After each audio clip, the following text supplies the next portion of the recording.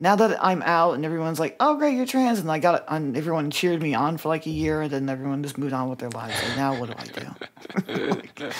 like, everyone's very supportive at first, and they're like, "Okay, cool, Okay, we get it. Okay, we get it. You're no longer that interesting. What now?" Hello, my name is Kay Anderson, and you are listening to Lost Spaces, the podcast that mourns the death of queer nightlife.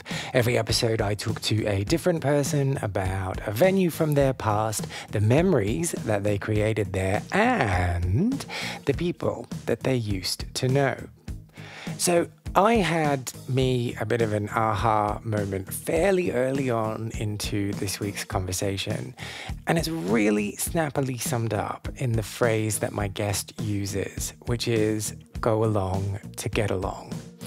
And what this means for me, so for most of my childhood, I had to, or I chose to, just suck it up and accept that things were a bit shitty and a bit crap, but in the back of my mind, just holding on to this thought that one day it would all be better. And so I survived the moment by just tolerating shittiness. But in this conversation and in the weeks up to this conversation and since this conversation, I am realizing that I've kind of brought that mindset into my adult life. And so I tolerate all of these really shitty things far beyond what is reasonable because I kind of don't think I deserve any better.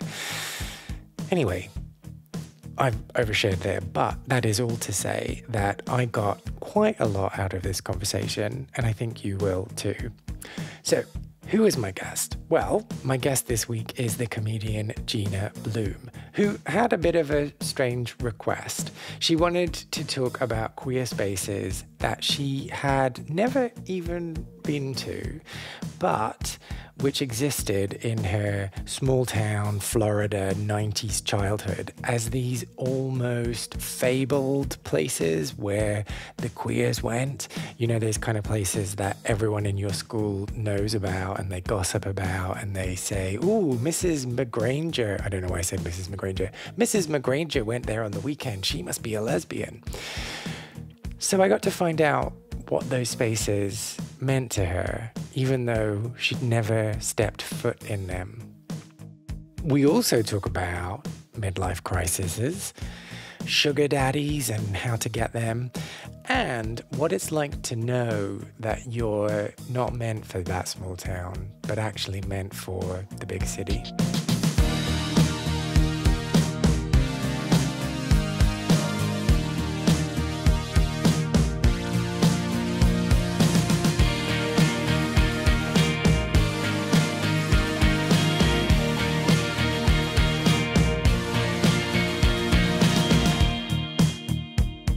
I want to talk about this difference in the world today versus the world that you grew up in the 90s. Mm-hmm.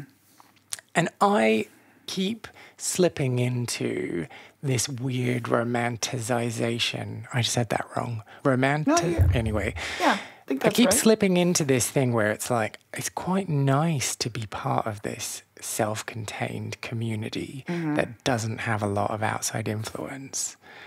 Sure. With like forgetting all of the horrible things that comes with that because you don't have any gateway to outside worlds. Right. But there's something kind of nice and naive and innocent about that. I think there is a safety in knowing your peer group really well, right? And in knowing basically who you are dealing with. I think that's like, it's always been like the joke, in queer communities, that you end up dating all of your friends and you end up dating all of your friends' exes, and then like it's just like this incestuous thing.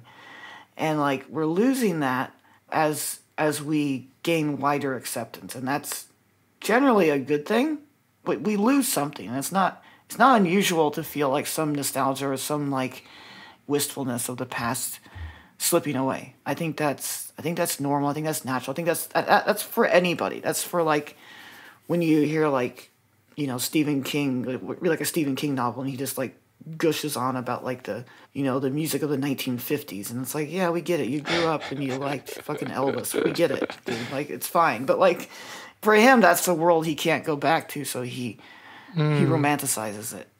And for us, it was these like very like insular kind of like, and it was kind of fun because it was kind of illegal, right? It felt like we were doing something naughty. You know, we were clandestine and things weren't well known, and like we had to like do it in the shadows and things. That's kind of fun. There's something to that. There's something to being like on the outside. There's a fun quality to that. I think, it speaks to that really primal nature of human beings about fitting in, right? About belonging and being part of something. And that's probably why so many young men are getting radicalized on Reddit nowadays, because of that pull. Mm-hmm. Sure. But I don't have anything in my life that I feel that. Like, I don't feel like part of any internet communities. And I guess that's where things are nowadays. Yeah, I think that may just be like a function of our ages too, and the fact. Let's not get ageist now. I know lots of old people who are radicalized on the internet as well. Oh, sure, and like people older than us. Like it's kind of famous in America, at least, about your uncle getting radicalized on Facebook. But I think that there's something to be said about the age we are right now. You and I, like we're adults, but we're not adults, right? We're not like ready to retire. Wait. Are you a geriatric millennial like me? Yes, pretty much. Yes. So like we're getting into the midlife crisis era of our lives, right? And it's funny because like I remember like watching stuff when I was a kid and like boomer stuff, like boomer entertainment, and it was all about midlife crises. And I was like, what the fuck is a midlife crisis? And now that I'm at like midlife, I'm like, oh yeah, I get it now. Okay, that makes sense. Yeah, it totally tracks. But I think where we're at in our lives is that we're active in our communities. We're adults. We're at the height of our like professional powers. Oh shit! And like that is, unfortunately, yes, we are. Like that's where you're like least connected to like. That's where you're the most connected to other people. I think in an interpersonal way. That's where you're at your height of like your interpersonal life. Whereas when you get a little older, you want to retire. Your world shrinks a bit, and when you're young, you just don't have the money or the agency to get out and do things in the world. So online is basically your life. So like we're at, unfortunately, the prime of our lives right now. And this is how we choose to live it. That's fine, I guess. I'm gonna rethink some things. Yeah. Yeah, now I'm just miserable. That's why people have midlife crisis, because they're like, I'm the best I can be, and this is how I choose to live it. Oh my God, what did I do? Wait, it's all downhill from here? Like I can get lower? Huh? I know, right? It's not a comforting thought, no. So, you've talked a bit about feeling a part of that secret club of the queers. Let's go back to when you had your first inkling that you may not be exactly what my mom wanted. Yeah. I wasn't going to put it like that, but okay. But yeah, there was very much that. I mean, I had those inklings when I was quite young. When I was like maybe 11 or 12, it started to dawn on me, and like I was watching MTV, and like I was seeing like the video girls, and like I wasn't reacting with the same way that my friends were. Which video girls? Just so I'm just setting this up. So when I was very young, it was like the heavy metal stuff. Oh, okay. Right? It was like the very famous Cherry Pie video where the guys are like hosing down this giant woman with a fire hose, and she's just like spinning around, stuff like that, right? So like that like very early 90s, pre-grunge stuff before music got serious, was very much like a sexual awakening for me, but not in the way that it was for my friends. It was like, oh, I love the way she looks. I would love to do that someday. Like that was what I was seeing. And like, and stupid shit like Baywatch. Like, oh my God, like that's amazing. How could I need to move to LA and put on a red bathing suit and rescue idiots. Like that was, it was weird. It was confusing, but it was exciting. And like, it was very much a lot of like conflicting things all at once, because by the late 80s, early 90s, gay was a pretty well established paradigm, right? Like we knew gay, lesbian, we knew bisexual. We didn't really know trans all that well. Like we knew that there were transgender people. They were mostly objects of ridicule in the pop culture, and somewhat to be feared outside of that. least that's what was the message we were getting. And like Florida was a weird place to grow up because it was very conservative, but there's also a very heavy drag culture there. Mm-hmm. And it was like this traditional Southern drag, which was also kind of conservative. It's a very strange mix, right? Like I knew this drag queen in Central Florida, and when she was out of drag in her like regular presenting boy form, it was very much this like traditional like Southern gay man. Like it was basically like Lindsey Graham or Truman Capote. Like it was this, like he was almost sexless out of drag. Mm-hmm. You knew he was queer, but he was very genteel and almost like, you know, very soft about, you didn't want to offend people with his gayness too much. That was part of the drag scene there. There was this other like kind of like rebel drag scene there that I was also a part of growing up, but and I'm getting off topic again here, but like the discovery of all of that it's scary and it's weird and it's confusing, but it's also really exciting because like I was discovering things about myself, and I was discovering that I wasn't going to be like everybody else, and like that was cool to me because I didn't want to be. Like I had always been skeptical of everybody else. I'd always been skeptical of like the conservative Christian right-wing assholes that, you know, the jocks in school. I'd always been skeptical of like their parents and like the, you know, even the government. Like it was a very conservative time in Florida. Wait, you were like a 5-year-old skeptic of the government. 5-year-old skeptic, yeah. I was not 5, but like when I was like maybe 11, I started to, you know, it began at home. It began at home. My dad, you know, painted a world that was not congruent with reality. So like I learned from a young age to be suspicious of people in power. Like he would say things that we're doing great, and then all of a sudden we had to move because he spent all of the money. Okay. So we learned from a young age that authority was untrustworthy. And the fact that I was becoming a person that wasn't like everybody else was already something that was appealing to me. Yeah. Yes, exactly. It was a relief. Like, okay, great. I'm not going to end up like all my friends. I'm not going to get married and have 4 kids and work at the fucking fertilizer factory that everyone works at. Not like, that there's anything wrong with working at the fertilizer factory for anyone who's listening that works at the fertilizer Not that there's factory. Exactly. Now, obviously, I'm an adult. People work hard at the fertilizer factory. But when you're 14, 15... Of course, yeah. That's your thought. Like, I am getting out of here. I'm getting out of here. I don't want to work at the fertilizer factory. I'm going. And I want to pick up on that, what you said about it being a relief and about being like, oh, I'm special. Yes, thank God. Before you'd realized that, had other people realized it in you? Like, were you already a bit of an outcast, already a bit? Yeah, definitely. I mean, I was very slight growing up. Telltale sign, yeah. Yes, telltale sign. I was very small, very, very effete. I cried very easily. I was not athletic. I was very book smart, but like very emotional too. No, it was readily apparent to just about everybody at a certain age. But then that stopped. Like there was a point when I became old enough to learn the game a little bit, to learn how to hide. Like it's interesting. Like once I learned I was queer, I also learned how to not look queer. Once I figured out that I was queer, I was like, oh, I know how to cover this now. Like I know what I'm doing wrong. I know why I'm getting beat up. How do you cover it? Like for me, it was finding like a straight identity that I could cosplay effectively. And that for me was the Joker. Like I became like a class clown type. Like that. I thought you meant the Joker from the comics. I was like, I'm not sure. Not that Joker, but like the class clown to be like the funny person. And like that became like my like way to like get by. Like I didn't want to. Like, I knew I was queer in some degree. That was fine. Like I was gonna get to college and I was gonna figure it out. But even that didn't really work out because then I kept putting it off. But that was my thinking back then, was I would get to college, I'd figure it out.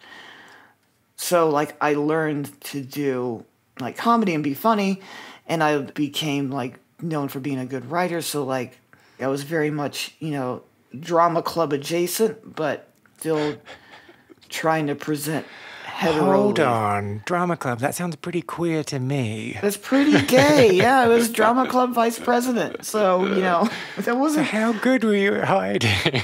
Exactly. It wasn't completely successful. But I also didn't come out as trans until like 2015, which is like well into my adulthood.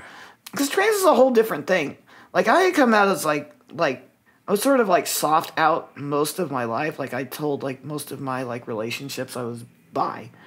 I didn't tell my straight male friends because I didn't want to hear it from them, and like I didn't give a shit what their opinion was anyway, so they could think whatever they wanted. But like to like my romantic relationships, I was very transparent about it, and to like my female friends and my queer friends, like they knew, because I went to art school and it was like it was a very accepting place. But trans was a whole different thing. Trans was like, you had to physically change yourself, and like that was a level that I couldn't code switch my way out of. So I was very, reticent to go that final step for a long time. Okay, there's a lot here. Can we go back? I'm a complex lady. Yeah. I definitely want to talk more about that, but I don't want to lose the threads of the things that we've already talked about. Yes. I want to talk about surviving. Yes. What you said to me about like rationalizing your experience when you're in high school and saying like, okay, it's okay, because as soon as I go to college, that's when my life can begin. That's when things can everything happen. Will happen. Yes. And that's very similar to what happened to me when I was young. Like, it's okay. I'll just get through high school. I'll just keep my head down. Exactly. I'll just do things. Yeah. And recently I've been thinking a lot about how that's actually a terrible thing to have, because now in situations that are a bit shit in my life as like a full-grown adult, I felt weird saying, as a full-grown adult, I will just be like, it's okay, I'll just see this through, I'll just survive it, I'll just like carry on, I can manage this, rather than putting my boundaries and saying, no, this is unacceptable.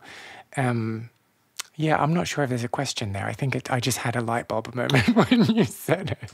No, I fully agree. And like a lot of those go along to get along instincts served me poorly because I didn't have boundaries in relationships, because I had this whole adolescence of just putting up with shit.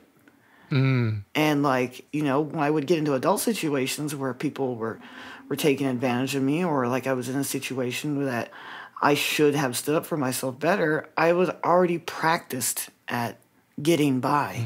I was like, okay, well, I know how to do this. I grew up this way. This is fine. I can handle this. And I shouldn't have. You're right. It sucks. We shouldn't have to go along to get along. But that was the reality. And I think, you see like even older people where there's like this respectability politics around queerdom where like, you can't act too gay because it will offend the straights. And I think a lot of that comes from having had to grow up that way. And understanding your worth based on the perceptions of those heterosexual people around you. Exactly, yes. Because I'm still a bit like that, like, I just play things down. Sometimes I don't understand if I'm just not overly flamboyant or if I'm just pushing it down.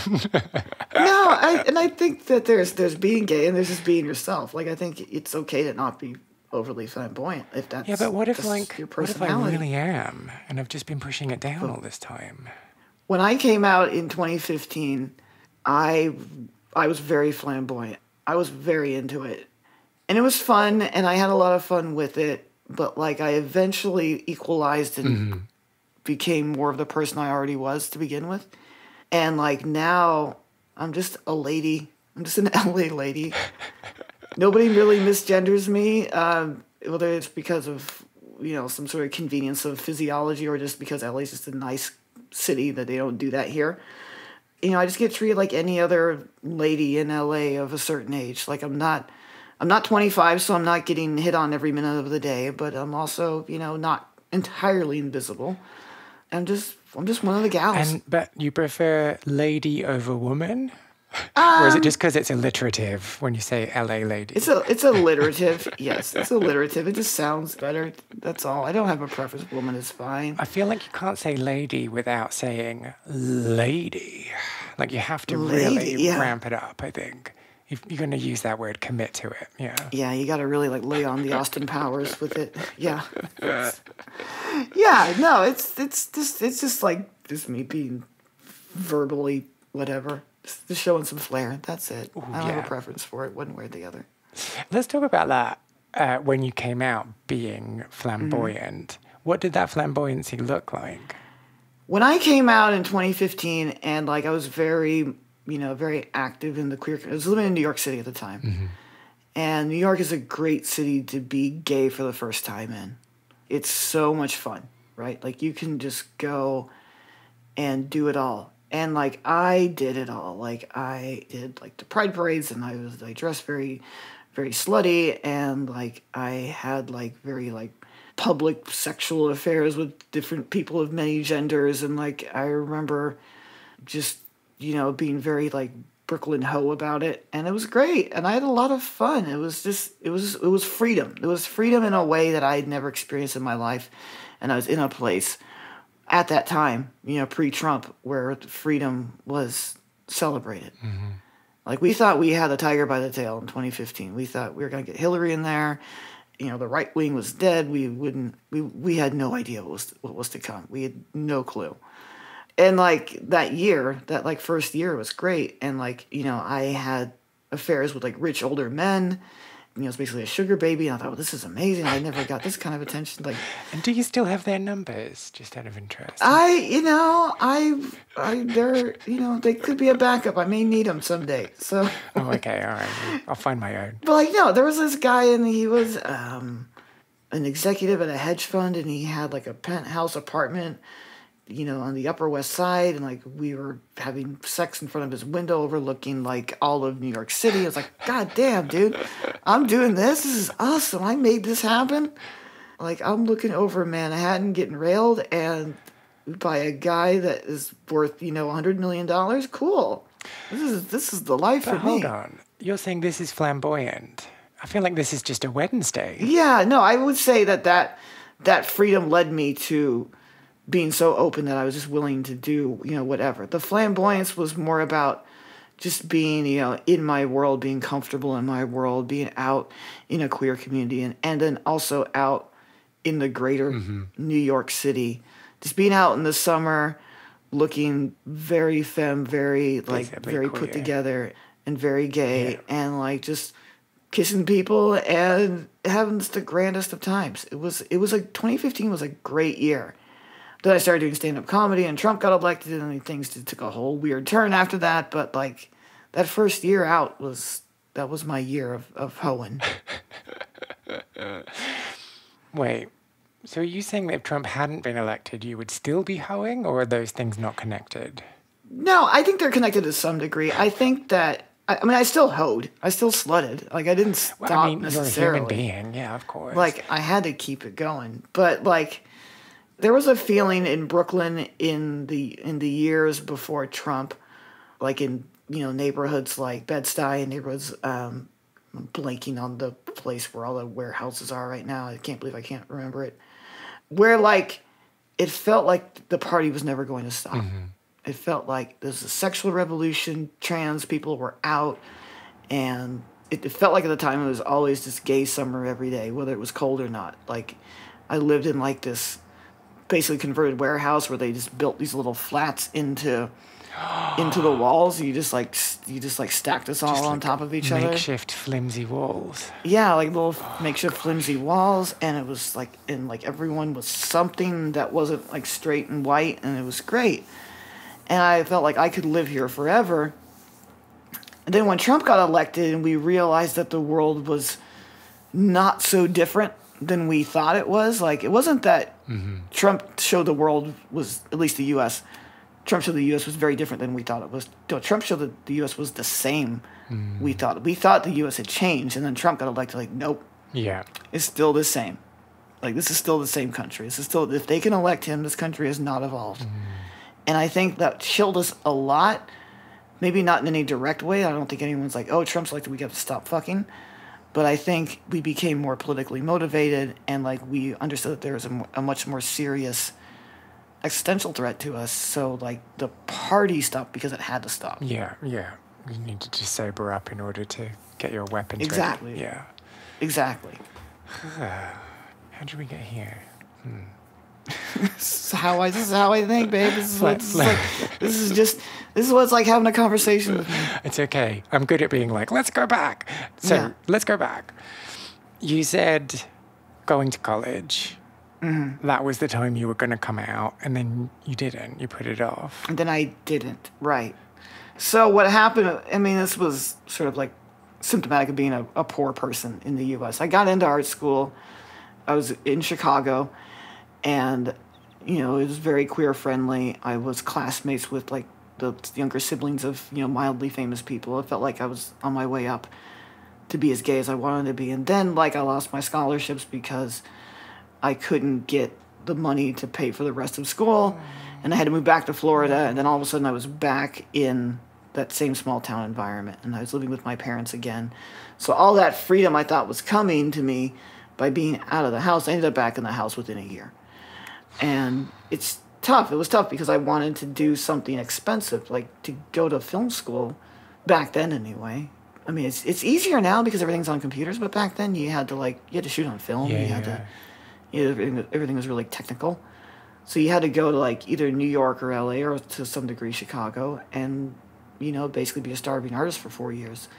And I was already starving, so I couldn't make myself any poorer to go be an artist. So I just ended up back at home. But you were still there for almost a year. Yes.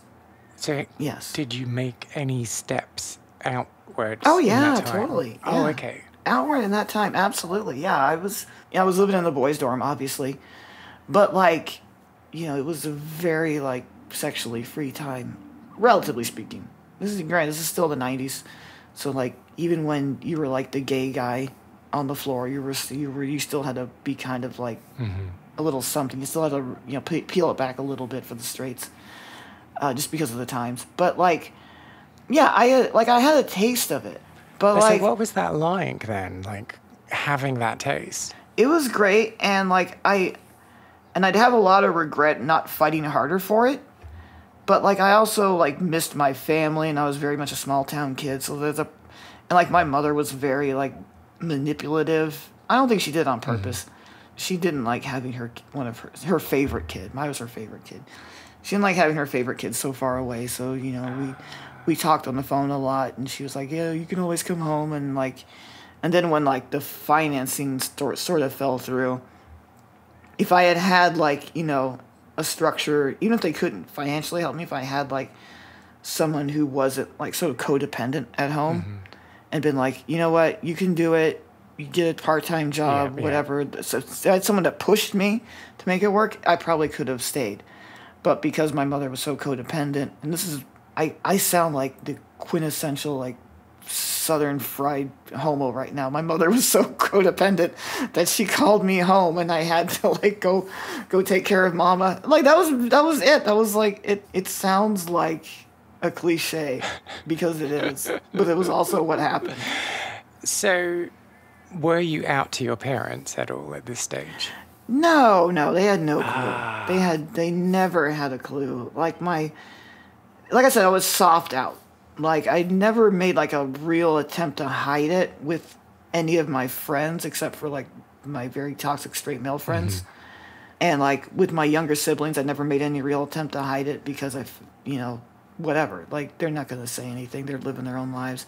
But to my parents and to my older siblings, who were basically my parents, they were the only people I was really closeted to. So what was it like then? And what do you remember from those times of being in Chicago and being out and free and then suddenly being back in Florida and not being any of those things? And not being like, oh man, I was angry. I was angry with my dad because it was largely his fault that my funding fell through. And I ended up, going to the community college. And I was so personally disappointed because like I said earlier, I didn't want to be like everybody else. But everybody who didn't go away to school went to the community college in town. We call it the 13th grade. But like after freshman year, I ended up in that community college. And it was like, oh my God, it's all the asshole townies that I thought I would never have to see again. And they're here and they haven't changed because it's only like a year and a half later. So how could they have? It's like, oh, it was you. Oh, you thought you were getting out. And like, no, we're all back in the same shitty southern town doing the same stuff that we had done, same stupid pool bar that we'd always hung out at. It felt like I had this great change, and it lasted for like just a short amount of time, then I was right back where I started. And so did you go back into survival mode? I went back into survival mode, but it was also around this time I ended up, like, that was for a year. I did the community college, and then I ended up going to school in Tampa nearby where things were a little freer. Then I got into art school, right? And things got a little bit better, and I started really exploring my trans identity and, having relationships with men and different kinds of people. And by the time I got to senior year in college, I was already, like, kind of gay again, right? I was already, feeling very queer. I didn't identify as trans because I didn't know if I was trans. I knew I was something, but I didn't know if I wanted to live my life as a different gender than what I was assigned at birth. But I knew that it was something I wanted to do. And then the new plan was I was going to, finish my film degree, get to LA, and then this is so much a young 20-year-old's version of the world. I was going to make it in Hollywood within a year, whatever, and then I could go be trans. You can do it in less time than that. Yeah. Oh, easy. It's like I was so talented. Of course they're gonna roll out the red carpet for me. I was gonna sleep my way up. Oh my God, I had so many opportunities. I was such a bumpkin. You have no idea. When I first got to LA, every rich man in the city was just like rolling out the welcome mat for me, and I was just too dumb to realize. Oh, really? I could have slept my way to the top, but I was. Well, I didn't. I was such a. Great. I got no opportunities. You just squandered them. I squandered them, which is probably worse. Like, I had them, and I just didn't realize at the time. Oh my God, that guy wanted me so bad, and I was just too damn dumb to realize that I could have worked that. I could have made that into something, but I didn't know. I was just a small town kid in a big city. I didn't know better. See, this is why it needs to be a subject at school. No, I shouldn't say that, actually, should I? But it needs to be taught somewhere. But like, to go from like the most conservative part of Florida, the most conservative part of one of the most conservative states, to move to Los Angeles in a span of like 6 weeks, to go from that to this other thing in the span of 6 weeks, and then to be in West Hollywood and to be doing a temp job at like the Pacific Design Center folding towels or whatever I was doing, and have like this very rich, very gay man basically invite me to live in his house for free. What? And I just didn't realize. I was like, oh no, I'm fine. I have an apartment on the west side. Like, I didn't know. How clear could he make it? He could not have made it any. I was that much of a hick. I was that much of a bumpkin that I just didn't know. I just didn't know any better. I was just, and then years later, I'd be like, God damn it, I could have done that. I could have lived in this guy's house and like beat him off, every couple of days, and it'd been fine. I would have been fine. I would have lived in Beverly Hills, and I would have had the easiest job. Road not taken, my friend. Road not taken. Oh, well, no point getting stuck on that now. Yes. So I'm going to ask you this. Tell me if you want to, Yes. don't want to talk about this, because you might be bored of talking about this. Sure. You said you explored your trans identity and you weren't sure. When did you become sure? Like, how do you become sure? It's difficult. It's not that I wasn't sure. I was always sure. I was always sure I was something. I wasn't like a cisgender person. I was always sure of that from like a very young age. But the problem is that they made being trans, and it's still a humongous pain in the ass, but especially back then, everything about being trans was difficult. Like, when I came out in 2015, I had no idea, how easy it was to get hormones, because when I was growing up exploring hormones, you had to go into therapy for a year to make sure you were, okay with it. You had to like live as a woman for a year without hormones, basically to see if you were tough enough for it. And like, by the time I came out in 2015, you had informed consent. You just declare yourself trans and be like, give me hormones. I'm an adult. I know what I'm doing. And they did. I didn't know that it was that easy by then, but when I was growing up, it wasn't. Like, you had to basically make a spectacle out of yourself for a year and submit yourself to, like, rigorous psychological, examination. It was expensive, and you had basically to cut yourself off from your family and everything else just to have the privilege of getting the hormones.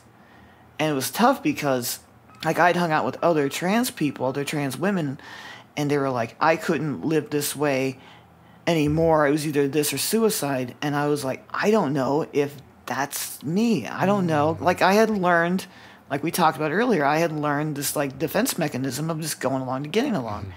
And I was like, you know what? I've been doing this my whole life. I could just be, like, a single confirmed bachelor my entire life and whatever, and, go fly off to, like, Canada and, like, have, they had these conferences where, like, trans women that were closeted, they could just go be trans for a week. And that was, like, a thing that, in the 90s that you could do. And so I was like, oh, I could do that. It'd be like a nice little escape valve. And I didn't like that because a lot of that was just, like, kind of, like, fetishy stuff, and, like, more like cross-dressing straight men.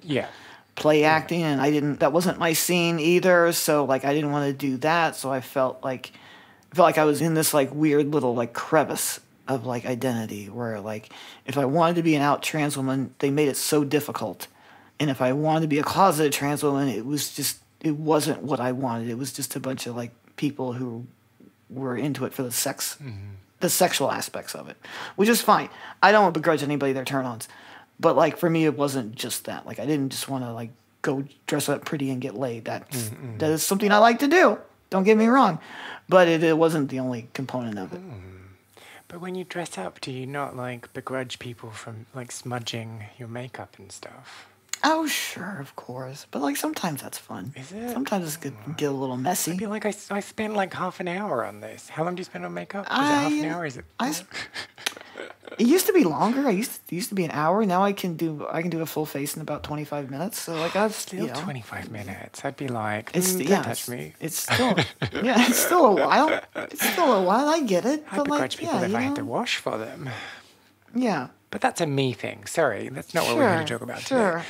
That's really interesting. And it is really interesting, the callbacks to what we've talked about already today, in the, like, well, I've survived this long. What's a month more? What's a year more? Right. And that's why I didn't come out till 2015 as trans, because it's like, because I had found a way to get along. Like, I would have relationships with other bisexual people. And, like, it was fine to be a little, like, something different because they were already predisposed to that, whether they were men or women or whatever.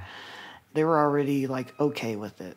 And, like, because I had, been in the arts, I was already sort of plugged into, like, a community of people that could be different. But, like, the trans thing was always, like, it was always a step up because you couldn't be insular. Like, maybe you could do that in New York City. You could be insular because you could just live in a very trans-friendly community. But by the time I moved to New York, insular wasn't part of my vocabulary anymore. I didn't want to be insular by then. Because when I finally came out, I was out. Like, fuck it. I'm out. I waited this long. I'm going to be as out as I can be at this point.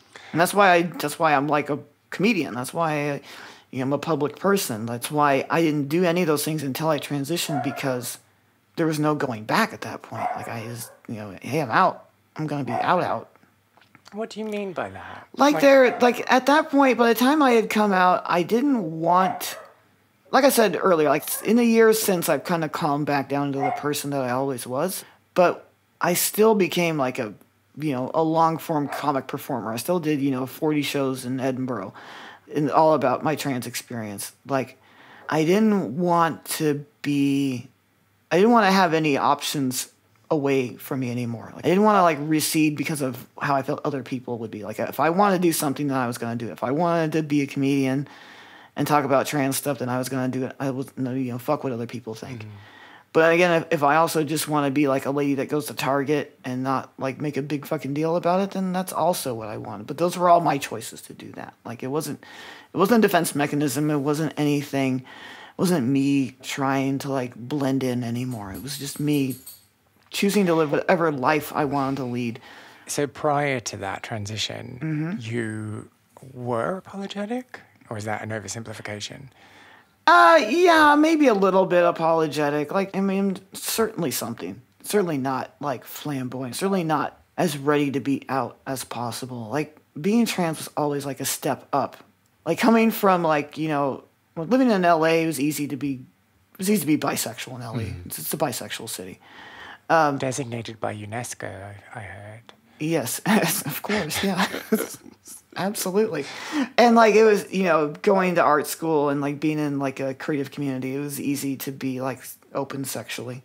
But, like, even in those places, until relatively recently, even those places were still skeptical of trans identities, still unsure what to do with trans identities. Mm-hmm.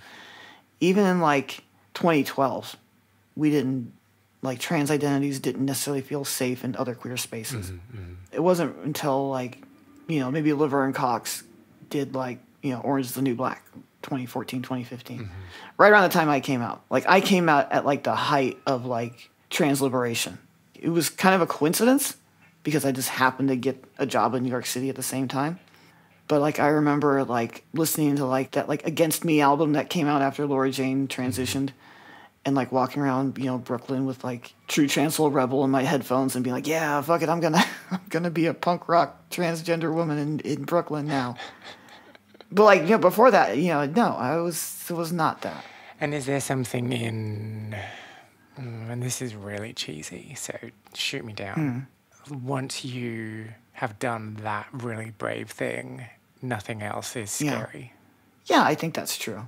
I mean, that's true to some degree, and it's not true to, like nothing will be as scary as coming out as trans. Uh-huh. Like, nothing I ever do again will ever fill me with such conflict.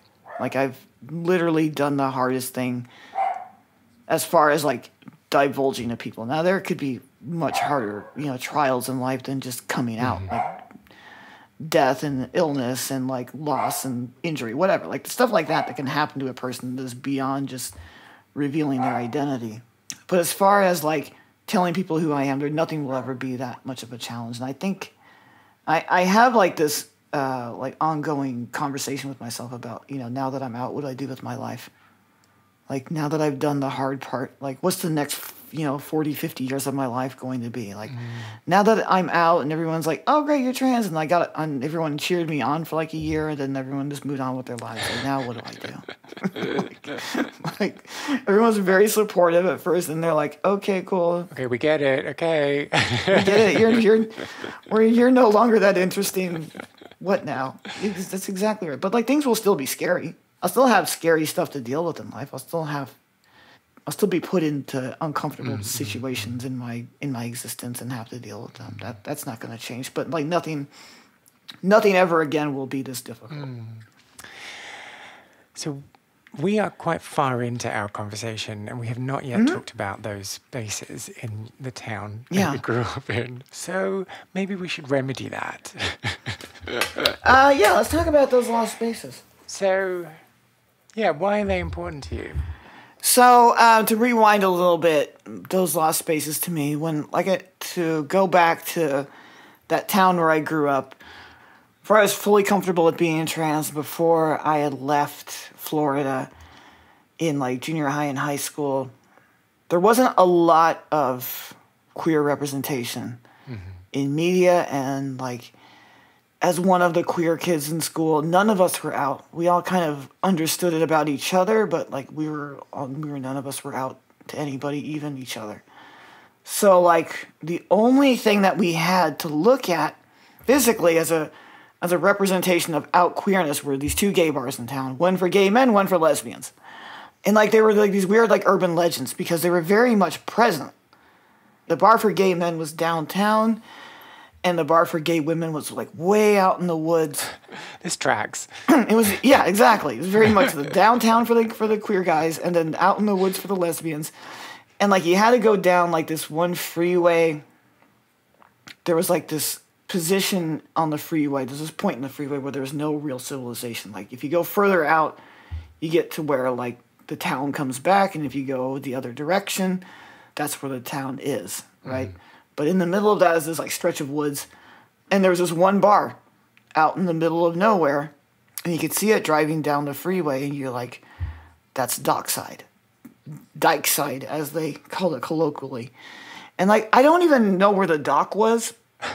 Like, it was just called Dockside. Oh, yeah. But, like, that was the lesbian bar in town. And we all knew it.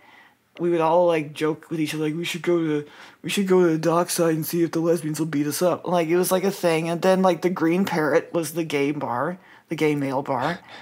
And, like, you would drive downtown, and then you would see, like, this giant plastic green parrot. And you're like, oh, my God, that's Roy's Green Parrot. That's the gay bar. And, like, if you would be driving and you would see men coming out of it, and, like, some of them were okay with it, but for the most part, they were just trying to, like, hide their faces while they were coming in. Because everyone knew that Roy's Green Parrot was the gay bar.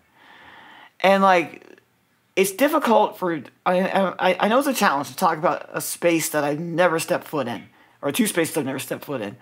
But, for one thing, I don't think that town has two gay bars anymore. Like, that town's obviously still there, and it's much bigger now. It has grown since, 1993. But, like, I'm going to go out on a limb here and say that, the queer representation in that town's probably gone backwards. I'm pretty sure there's not even one gay bar in that town right now. I'm pretty sure.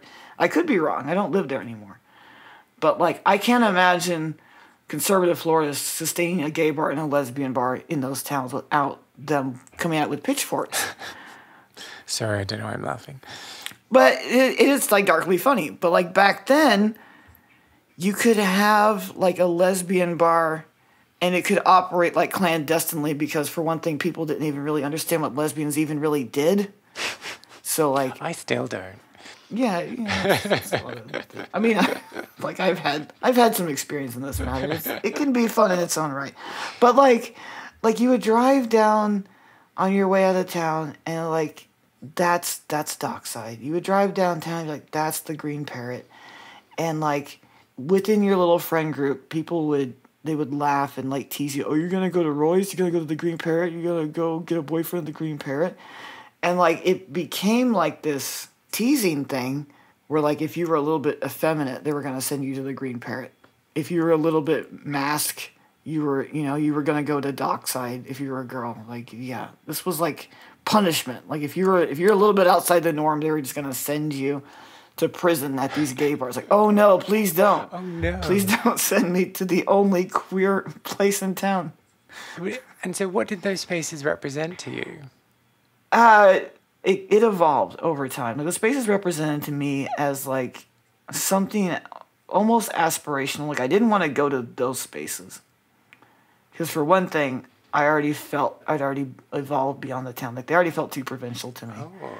But, like, it was just an example of, like, there's a world out there that's not this. Even in this town, even in this conservative town, there's enough queer people to sustain the business of two bars. There's enough of us out here hiding in whatever pockets that we can find to sustain two bars. And that's in this shitty place. That's here. That's in this terrible town in Florida. What do I have to look forward to when I get into the real world, into this world that's outside of this place? As like a symbol of, like, the world waiting for me, it was great. It was fantastic. But as, like, aesthetic structures, I thought they were very tacky. Like, it was already a very judgmental gay by then. It was always like, oh, they're little shitty bars. Like, Dockside was basically a hole in the wall, and, like, Roy's was, other than the parrot itself, you couldn't tell it apart from any other bar downtown.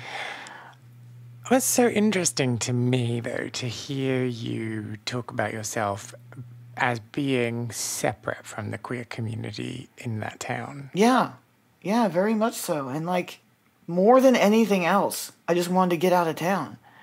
And I think that's not an unusual queer thing to have. That's not an unusual queer thing to feel at all. Like, you just want to get out of town. And, like, to a large degree, even queer spaces within the town felt like something I didn't necessarily want because they were just going to connect me to the town. Like, yes, I wanted to explore my queer identity in, like, this safe space and be happy. And maybe if I were a little more courageous, or even just a little older.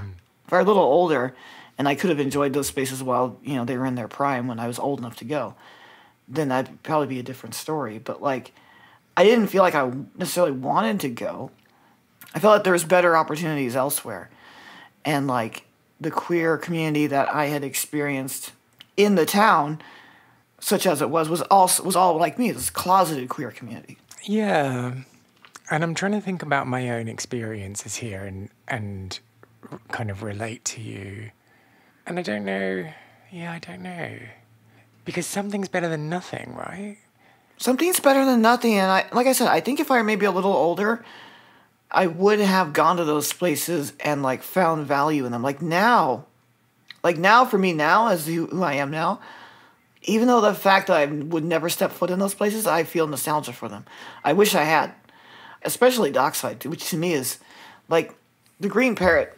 Like in my mind, I can remember it. It looked very much like any other gay bar that I had been in, and I've been in a lot. So I feel like if I gone into Roy's, it would feel very homey. It would feel like a lot of gay spaces I've been to. But like Dockside, I feel like it was like this lost artifact. It was this lesbian bar in the middle of the woods. Like what the hell? Like how could I have missed out on that? Like that's cool. Like back then I didn't think it was, I got terrible taste back then. Like I don't mind, shitting on my own, like, my own small-mindedness. I was very much a small-minded, like I very much thought I was better than the town, but that's not reflective of the town, that's reflective of me. Uh-huh. That's just me being like, a small town little art kid that thought he was better than everybody else. Like that's just and I just misgendered myself because I'm so divorced from that person. Like I remember this person as like a separate identity, a separate entity even. Like I don't mean to like, shit on the town that hard because that was just my own like provincial 16-year-old mind just saying that the rest of the world's going to be so much better when I get out of this town. The rest of the world isn't necessarily so much better. It's the rest of the world. Like there's trade-offs to everything.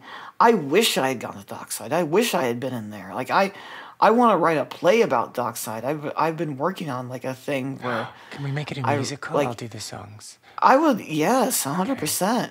100%. Absolutely. We can make it a musical.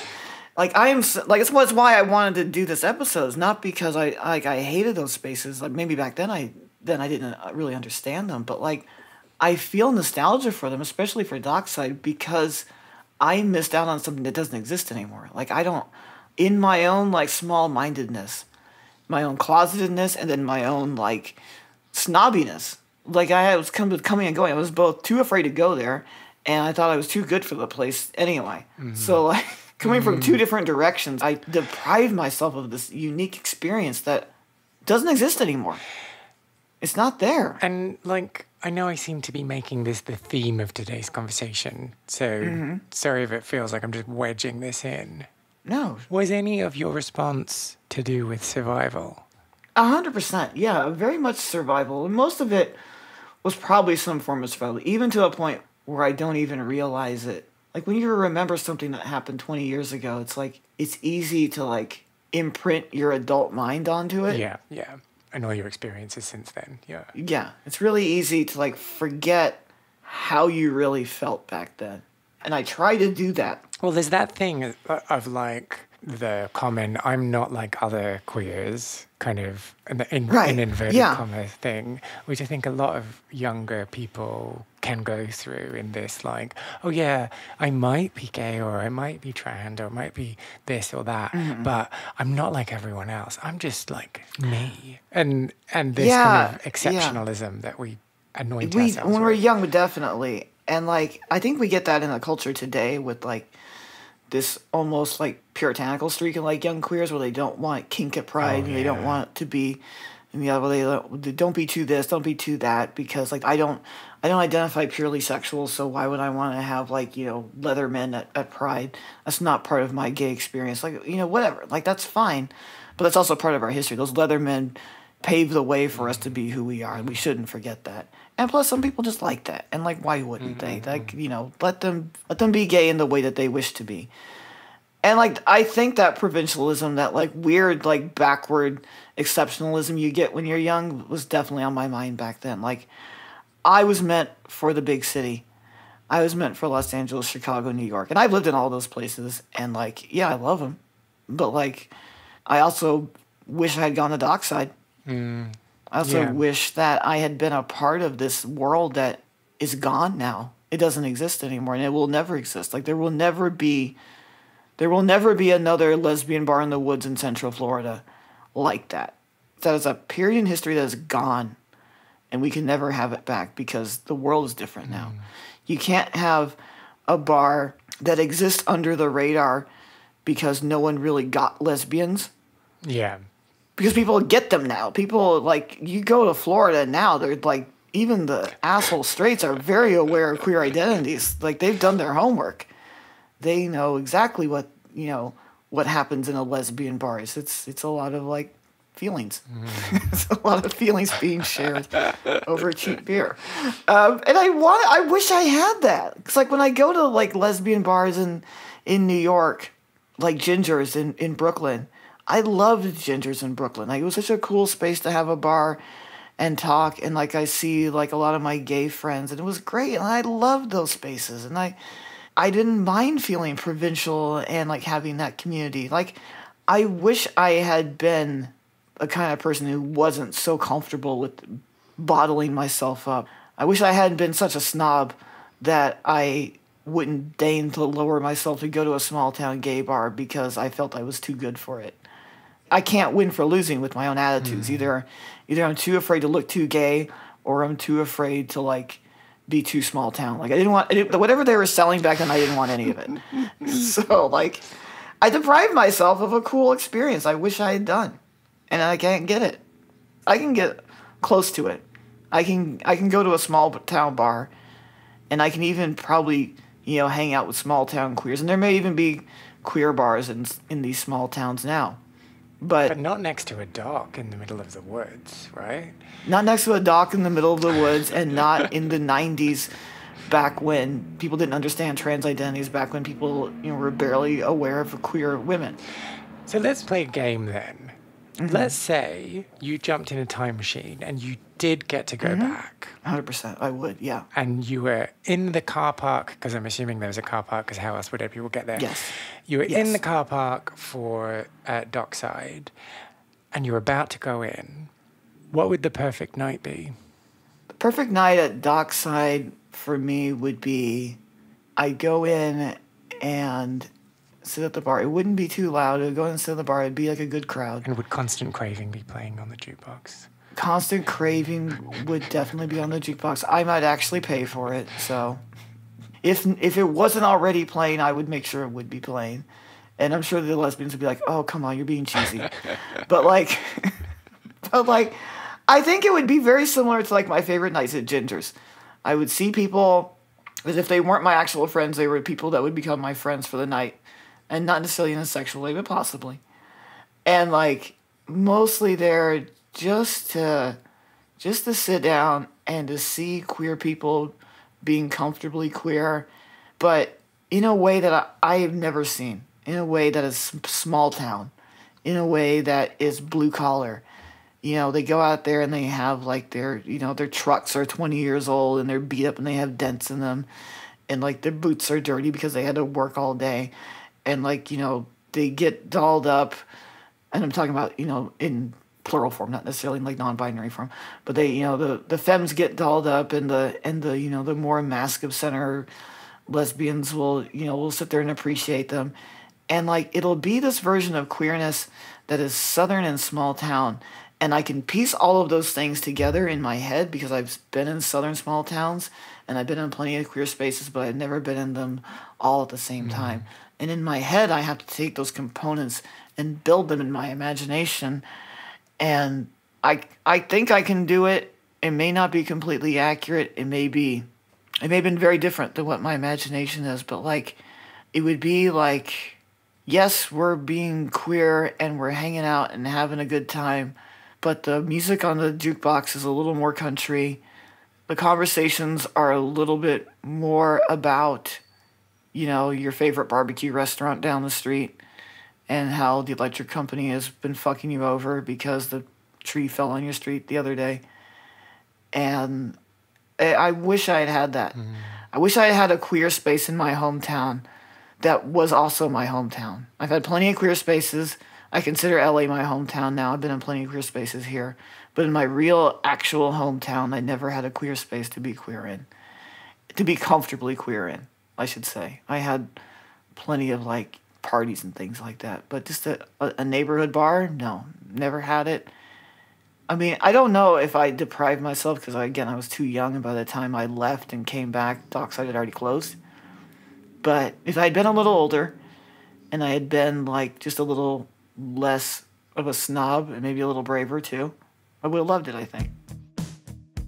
Do you have any memories of Dockside or maybe clubbing from your own queer scene that you want to share? Well, if you do, why not get in touch? I want to create the biggest online record of people's memories and stories, but I need your help in order to do that. Go to lostspacespodcast.com, find the section Share a Lost Space, and then tell me all about what it is you got up to. You can also reach out to me on Facebook, Instagram, and Twitter, where my handle is Lost Spaces Pod. Although I'm not really sure about Twitter. Should I just delete that account? I kind of want to jump off that burning inferno of a shit pile. Anyway, find out more about Jeena by visiting her website, which is jeenabloom.com, or following her on Instagram or Twitter, where her handle is Jeena Bloom. But maybe not on Twitter for very long. Who knows what the hell is going on? If you enjoyed this episode, I would really appreciate if you took the time to subscribe, leave a review on your podcast platform, or just tell another person or people or a group of people that you think might be interested in giving it a little listen too. My name is Kay Anderson, and you have been listening to Lost Spaces.